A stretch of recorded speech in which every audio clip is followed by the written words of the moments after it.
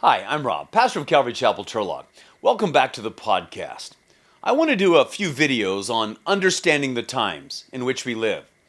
I especially want young men to understand the macro picture of culture and Christianity, because by and large, at least in my opinion, most young men do not understand these things.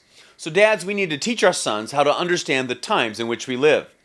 In 1 Chronicles 12:32, the Bible commends the sons of Issachar, who had understanding of the times, to know what Israel ought to do. These men from the tribe of Issachar were ahead of their times because they could accurately discern what was happening in the world around them, and could therefore help God's people to respond wisely. Today, many believers look at the world and feel confused. They don't know what's happening around them or why it's happening. The cultural conflict, political division, and moral confusion can seem overwhelming. It often appears as though the world is just random and chaotic. But when we step back and look carefully, what we're witnessing is not as arbitrary as it first appears. Much of what we see today in culture is the intentional advancement of Marxist ideology, repackaged in new language and applied to new categories of life. Classic Marxism, posited by Karl Marx, focused primarily on economics. Society was divided into two basic groups: the owners of wealth, the capitalists, and the working class, the proletariat. Marx believed that history was driven by conflict between these two groups, and that society could only improve through revolution and the destruction of capitalism. The problem is that classic Marxism failed everywhere it was implemented. It only produced tyranny and poverty, and yet the underlying worldview survived and evolved. Over time, Marxist thinkers began applying that same framework beyond economics. Rather than focusing solely on wealth, they began viewing society through the lens of power. This development is often associated with thinkers connected to what became known as the Frankfurt School. Now, this term refers to a group of Marxist scholars who further developed communist theory into a tool for analyzing the power dynamics of human interaction.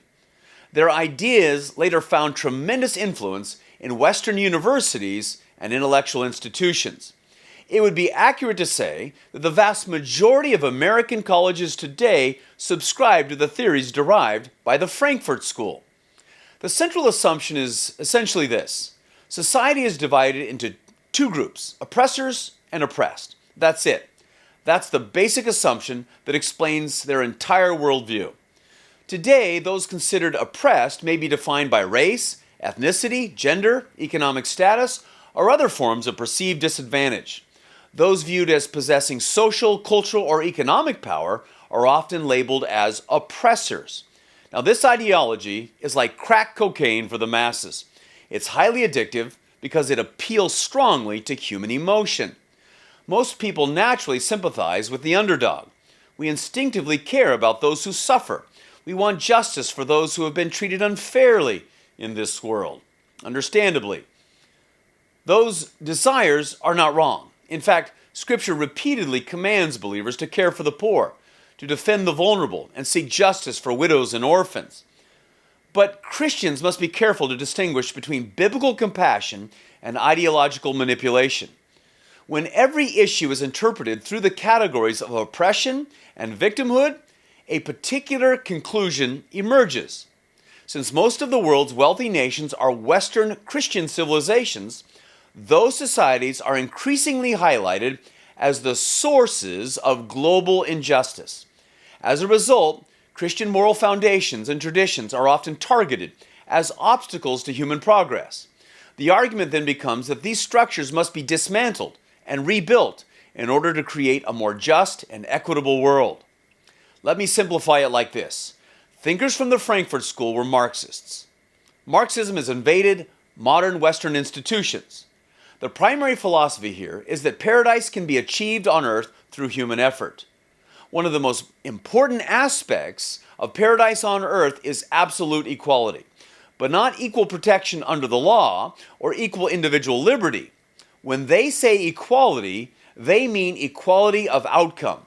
Everyone should roughly enjoy the same amount of wealth, power, and privilege. And since nations founded on a Judeo-Christian ethic control almost 75% of the wealth in this world, then the Judeo-Christian ethic must be evil and therefore eradicated. And that's why there's a concerted effort by the world's socialists to undermine everything associated with Christianity in this life. That's why Christian nations and cultures are under assault today. So fathers, let's teach our sons to understand the times in which we live. Christianity is under attack.